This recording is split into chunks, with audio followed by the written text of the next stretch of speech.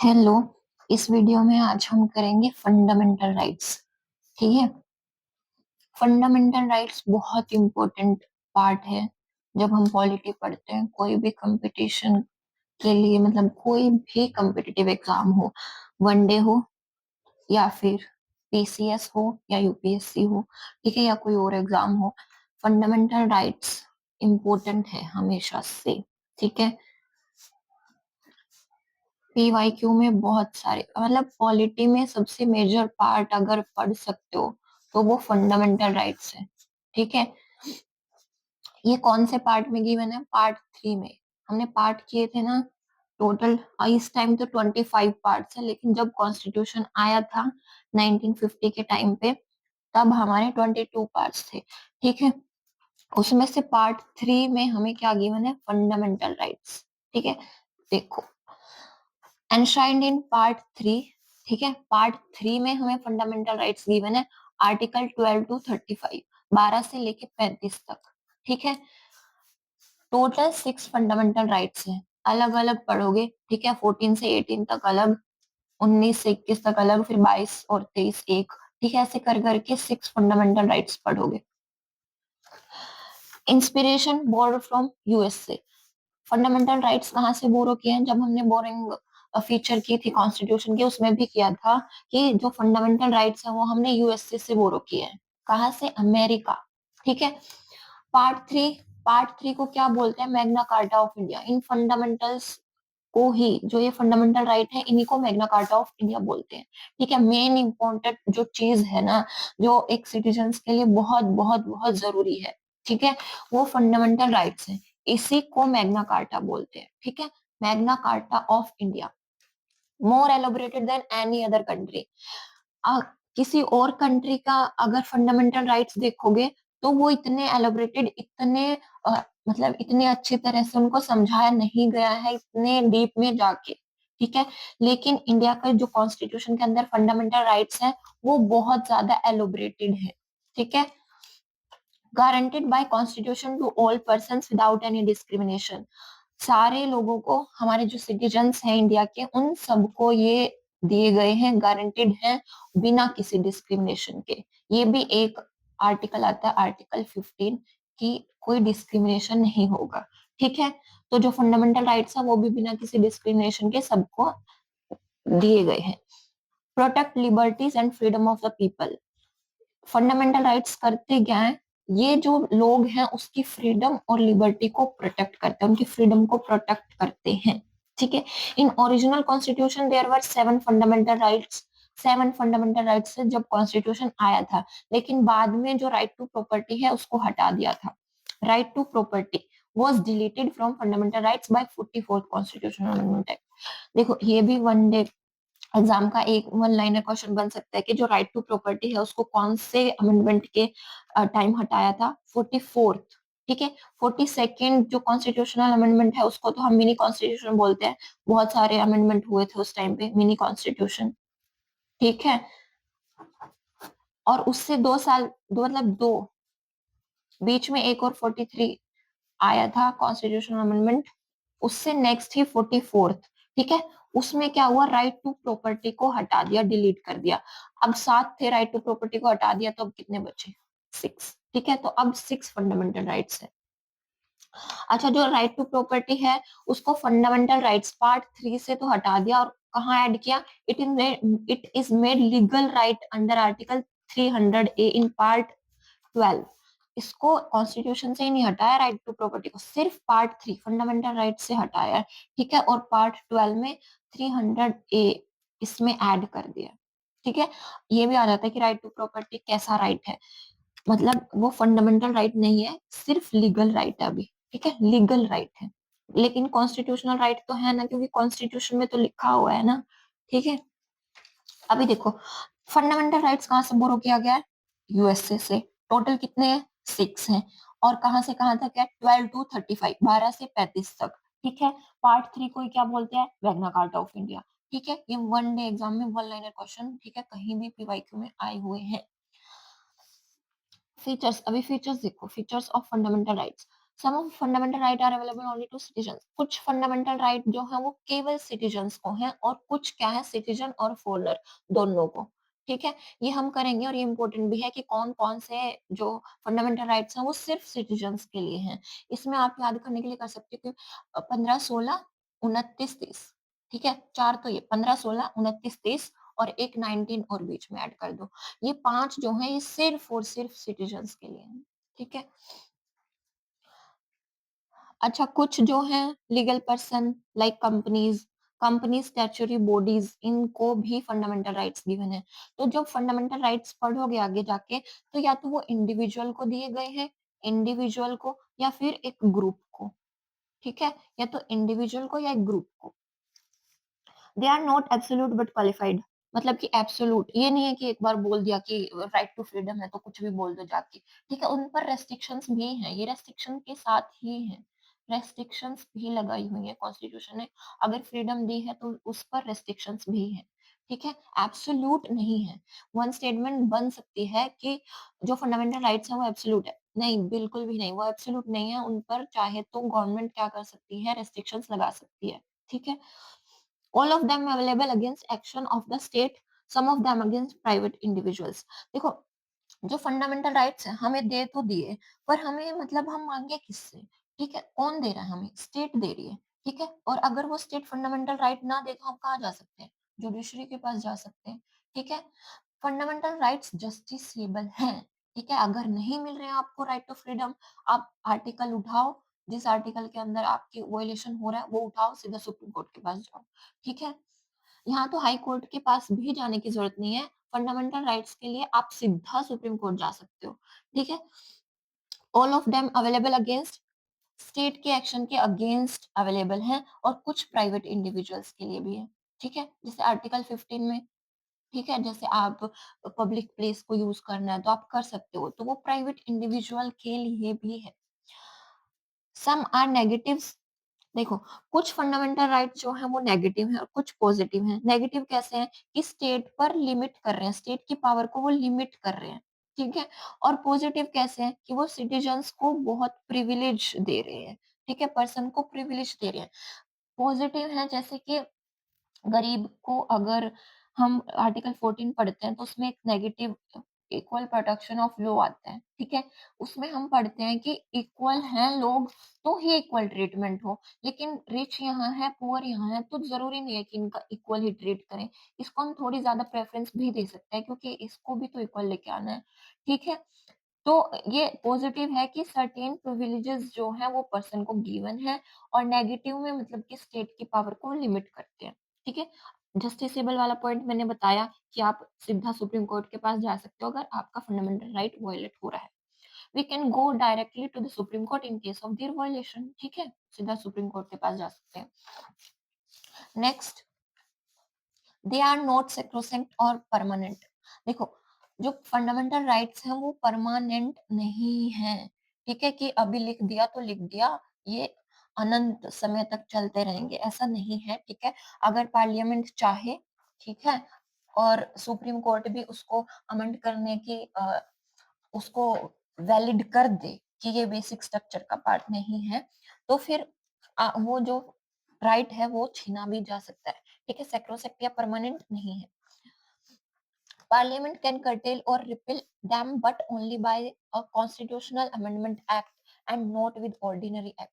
तो fundamental right है इतना जरूरी, बहुत बहुत ज्यादा जरूरी है। इसको आप यूं ही नहीं, जैसे आपने स्टेट फॉर्म की है, बाउंड्री चेंज कर दी तो वो ऑर्डिनरी एक्ट के द्वारा कर दिया, वो तो कर दिया। लेकिन जो फंडामेंटल राइट्स है ना, ये तो एकदम सोल है। ठीक है, आत्मा है इंडिया की। तो इसको आप यूं ही नहीं चेंज कर सकते हो, इसके लिए आपको प्रॉपर एक कॉन्स्टिट्यूशनल अमेंडमेंट की जरूरत है। ठीक है, प्रॉपर आपको बिल लेके आना पड़ेगा लोकसभा में यार। ठीक है, can be suspended during emergency. ठीक है, एक्सेप्ट 20 और 21। देखो, जब इमरजेंसी लगती है आर्टिकल 360, ठीक है, 360 में, 356 में, ठीक है, 352, इन तीन में जब इन आर्टिकल्स में आप इमरजेंसी पढ़ते हो, तो जब ये इमरजेंसी लगती है तो जो ये फंडामेंटल राइट्स है इसको रेस्ट्रिक्ट कर सकती है गवर्नमेंट, और आर्टिकल 19 तो जो है 52 में के टाइम जब इमरजेंसी लगती है ना इस आर्टिकल के अंदर, तो आर्टिकल 19 तो अपने आप सस्पेंड हो जाता है, ठीक है? और लेकिन 2 ऐसे आर्टिकल हैं, आर्टिकल 20 एंड 21, ठीक है?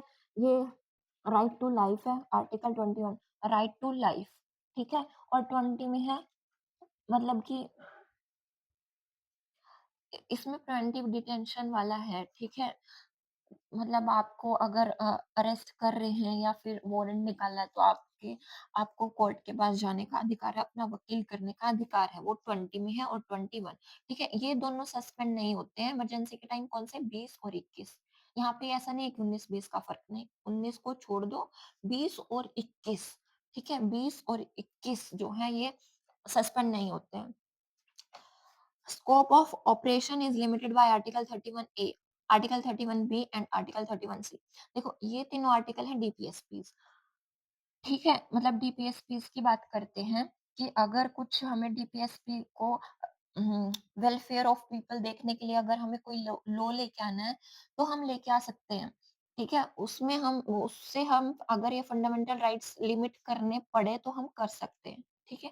This application to armed forces intelligence agencies can be restricted by parliament, article 33। हम 12 से 35 तक पढ़ते हैं ना, ठीक है? तो आर्टिकल जो 33 है वो ये कहता है कि अगर फंडामेंटल राइट्स जैसे कि आर्म्ड फोर्सेस हैं, उनसे हमें कुछ मतलब स्पेशल काम करवा रहे हैं ना, इंटेलिजेंस एजेंसीज हैं, ये तो इंडिया की सिक्योरिटी की बात हो गई ना, और इंडिया की सिक्योरिटी यहाँ पे आती है। सिटीजन जो अंदर बैठे हैं उनको तो हम देख लेंगे, कोई बात नहीं, ठीक है? उनको तो फंडामेंटल राइट्स मिले ही हुए हैं, लेकिन उन ये सब हमें अपनी इंडिया की सिक्योरिटी के लिए चाहिए, तो इनके जो फंडामेंटल राइट्स हैं वो पार्लियामेंट रेस्ट्रिक्ट कर सकती है आर्टिकल 33 के अंदर, ठीक है? Their application can be restricted while martial law is in force in any area. अगर मार्शल लॉ आर्मी का रूल कहीं पे लगा हुआ है, ठीक है? वहां भी इसको फंडामेंटल राइट जो है रेस्ट्रिक्ट किए जा सकते हैं, आर्टिकल 34, ठीक है? आर्टिकल 33, 34, ठीक है?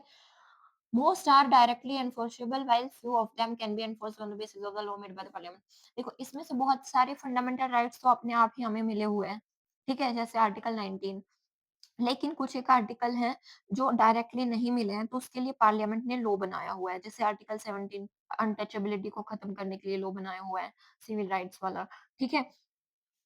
तो कुछ एक को तो सीधे ही हमें मिले हुए हैं, कुछ एक के लिए पार्लियामेंट ने लॉ बनाया है। ठीक है? यहाँ तक आया समझ कि फंडामेंटल राइट्स जस्टिसेबल हैं और अगर इनको चेंज करना है तो हमें प्रॉपर कॉन्स्टिट्यूशनल अमेंडमेंट की ज़रूरत पड़ेगी, आप ऑर्डिनरी एक्ट से नहीं कर सकते हो, ठीक है? और ये एब्सोल्यूट नहीं है, ठीक है? इन पर रिस्ट्रिक्शंस जो है गवर्नमेंट लगा सकती है। और आर्टिकल 33 क्या कह रहा है?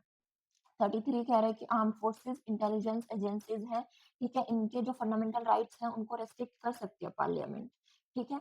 और 34 कह रहा है कि अगर मार्शल लॉ लगा हुआ है कंट्री के किसी भी पार्ट में, किसी भी एरिया में, ठीक है? तो वहाँ पे भी फंडामेंटल जो राइट्स हैं वो रेस्ट्रिक्ट कर सकते हैं। एंड 35 क्या बोल रहा है कि कुछ तो सीधे ही हमें मिले हुए हैं और कुछ के लिए पार्लियामेंट ने लॉ बनाया हुआ है, ठीक है? 33, 34 और 35 हो गया। देखो, अब हम आर्टिकल्स फंडामेंटल राइट्स में कहाँ से कहाँ तक है? 12 टू 35, ठीक है?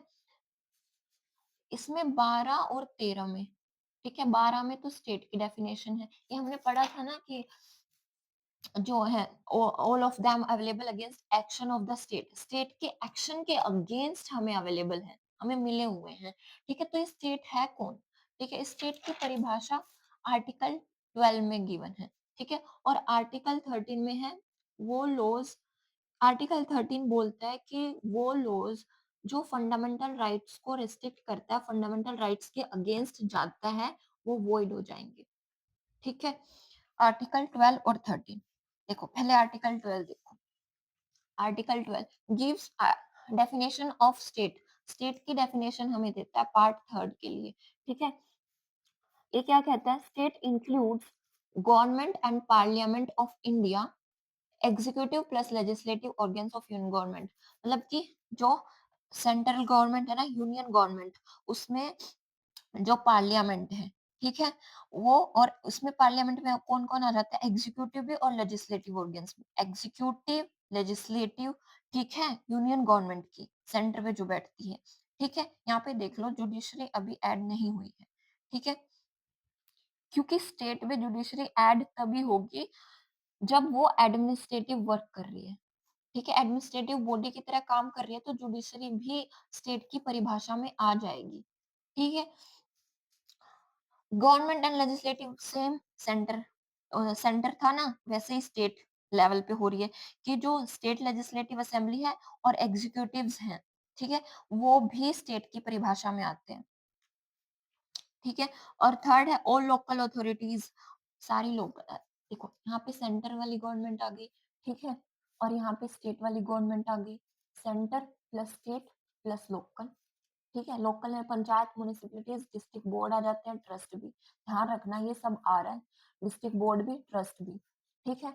All other authorities like LIC, ONGC, SAIL etcetera, ठीक है? ये सारे जिसमें पब्लिक मतलब कि जिसमें गवर्नमेंट का शेयर ज्यादा है, ठीक है, 51% से ज्यादा है, तो वो सारी ये अथॉरिटीज भी आ जाएंगी, जैसे एलआईसी, ओएनजीसी, सेल एक्सेट्रा, ठीक है? स्टैच्यूटरी प्लस नॉन स्टैच्यूटरी दोनों ही, ठीक है? स्टैच्यूटरी होती है जो किसी लॉ के आने के बाद बनाई जा रही है बॉडी, ठीक है? और नॉन स्टैच्यूटरी ऐसे क्रिएट कर दी जिसके लिए कोई लॉ नहीं आया, ठीक है? तो कौन कौन सी सेंटर की, एग्जीक्यूटिव प्लस लेजिस्लेटिव, स्टेट में भी लेजिस्लेटिव प्लस एग्जीक्यूटिव, और लोकल, लोकल में panchayat, municipalities, district boards, trust, ये सब आएगा। ये स्टेट की परिभाषा है, इन सब के अगेंस्ट हम जा सकते हैं सुप्रीम कोर्ट में अगर हमें हमारे फंडामेंटल नहीं दे रहे हैं ये सब, ठीक है? एलआईसी, ओएनजीसी, सेल एक्सेट्रा, और statutory plus non statutory bodies भी आएंगे स्टेट की परिभाषा में, ठीक है? और जुडिशरी कब आएगी, जब वो एडमिनिस्ट्रेटिव बॉडी की तरह काम कर रही है, ना कि प्रोटेक्शन ऑफ लॉ कर रही है उस टाइम पे, ठीक है? अकॉर्डिंग टू सुप्रीम कोर्ट, जो private body, agency working as an instrument of the state comes under, अगर वो स्टेट के इंस्ट्रूमेंट की तरह काम कर रही है कोई प्राइवेट बॉडी या एजेंसी, तो वो भी स्टेट की परिभाषा में आएगी। कब आएगी, जब वो स्टेट के इंस्ट्रूमेंट की तरह काम कर रही है, ठीक है? ये हो गया आर्टिकल 12, इसमें स्टेट की परिभाषा गिवन है, ठीक है? अब नेक्स्ट आता है हमारा आर्टिकल 13। आर्टिकल 13 में क्या है, declare, Article 13 declares that all laws that are inconsistent with fundamental rights shall be void. वो लॉज जो फंडामेंटल राइट्स के अगेंस्ट जा रहे हैं, इनकंसिस्टेंट हैं, ठीक है? कि फंडामेंटल राइट्स ये बोल रहा है और कोई लॉ ये यहाँ जा रहा है, तो वो वॉइड हो जाएगा, ठीक है? This power is with Supreme Court, article 32 writs पढ़ते हैं, रिट्स, ठीक है? एंड हाई कोर्ट में 226, ठीक है? बहुत इंपॉर्टेंट आर्टिकल है, आर्टिकल 32 और article 226, that can declare a law unconstitutional and invalid, ठीक है? सुप्रीम कोर्ट अंडर आर्टिकल 32 किसी भी लॉ को अनकॉन्स्टिट्यूशनल डिक्लेयर कर सकता है अगर वो फंडामेंटल राइट्स के अगेंस्ट जा रहे हैं, और हाई कोर्ट आर्टिकल 226 के अंदर किसी भी लॉ को अनकॉन्स्टिट्यूशनल और इनवैलिड डिक्लेयर कर सकता है अगर वो फंडामेंटल राइट्स के अगेंस्ट जा रहे हैं, ठीक है? अब देखो लॉ, ये क्वेश्चन उठा कि लॉ क्या मतलब है, जो पहले आ चुके हैं वो law, ordinary law constitutional amendment के थ्रू आए हैं वो लॉ, ठीक है? लॉ का मतलब है क्या, तो इसको इसको डिफाइन करते हुए क्या लिखा है, the term law in article 13 include following, ये सब लॉ की परिभाषा में आएंगे, ठीक है? अगर ये सब फंडामेंटल राइट्स के अगेंस्ट जा रहे हैं तो इनको सुप्रीम कोर्ट और हाई कोर्ट इनवैलिड डिक्लेयर कर सकते हैं। Permanent laws enacted by parliament और स्टेट लेजिस्लेटिव, जो पार्लियामेंट और स्टेट लेजिस्लेटिव लॉज एनेक्ट कर रही है ना, अगर वो फंडामेंटल राइट्स के अगेंस्ट जा रहे हैं, ठीक है, वो इंक्लूडेड है इसमें।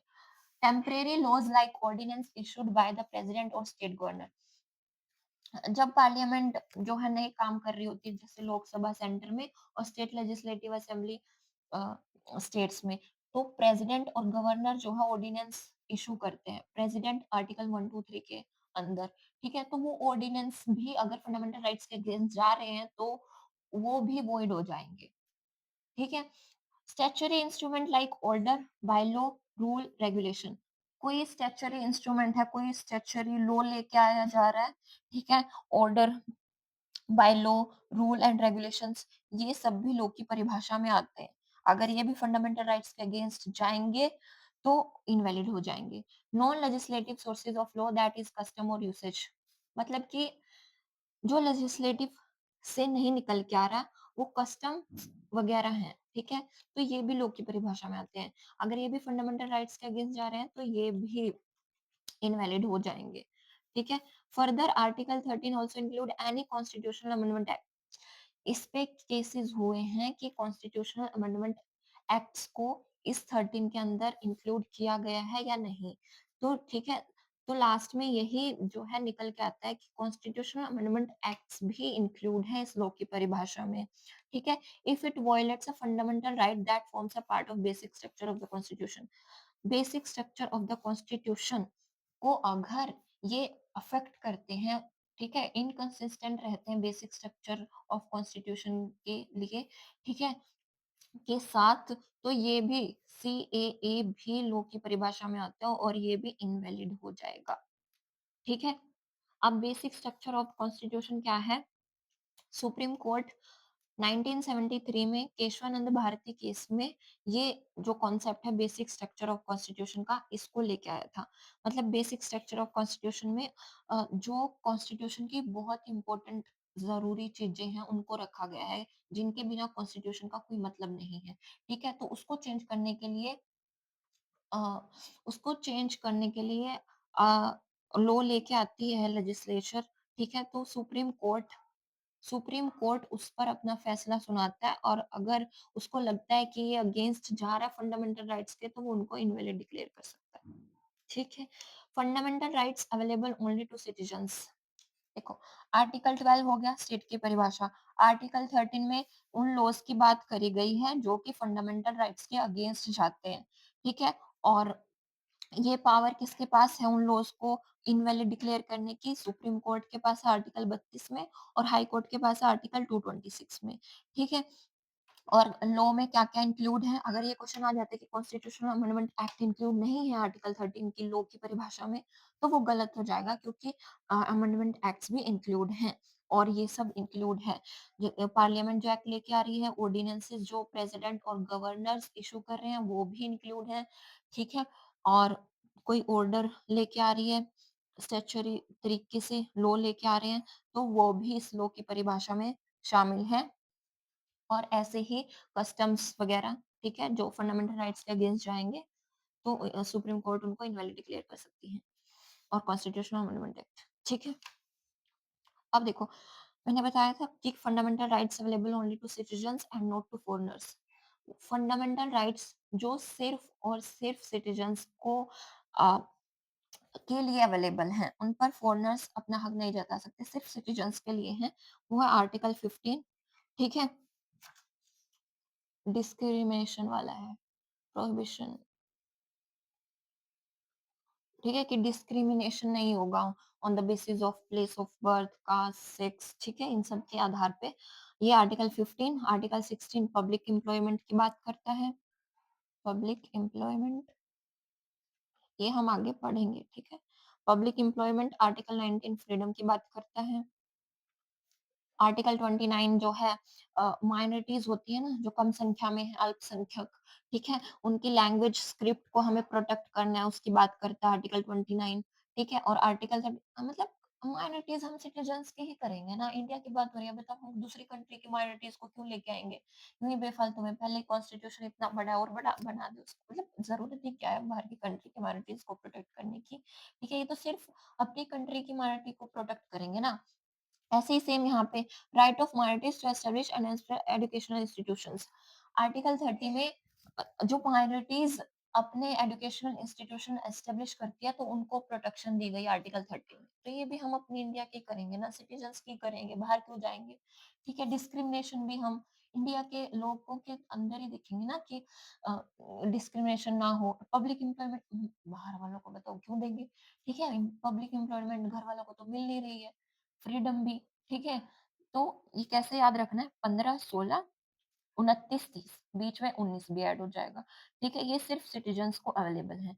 ये पीवाईक्यू टेस्ट वगैरह सब में आपको देखने को मिलता है। 15, 16, 15, 16, 29, 30 और 19, ठीक है? माइनॉरिटीज़ वाला तो 29, 30 वाला हो गया, डिस्क्रिमिनेशन वाला हो गया, पब्लिक एम्प्लॉयमेंट वाला हो गया और फ्रीडम वाला हो गया। ये सिर्फ़ सिटीज़न्स को अवेलेबल है, फ़ॉरेनर्स को नहीं, और बाकी सब जो बच गए, ठीक है? 12 टू 35 थे, इसमें से 15, 16, 29 और 30 और बीच में 19, ये 5 सिर्फ सिटीज़न्स को हैं, बाकी जो बच गए वो सिटीज़न्स प्लस फ़ॉरेनर्स हो जाएगा, ठीक है?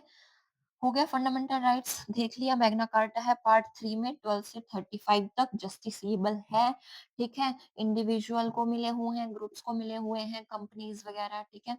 इन सबको फिर आर्टिकल 12 में हमने स्टेट की परिभाषा देख ली, आर्टिकल 13 में हमने वो लॉज देख लिए जो कि अगर इनकंसिस्टेंट है फंडामेंटल राइट्स के साथ तो वो वॉइड हो जाएंगे, सुप्रीम कोर्ट, हाई कोर्ट उनको इनवैलिड डिक्लेयर कर सकता है। और फिर ये देखा कि कौन कौन से आर्टिकल सिर्फ सिटीजन्स के लिए हैं, ठीक है? बाय। ये आर्टिकल्स हम आगे फिर नेक्स्ट लेक्चर में करेंगे।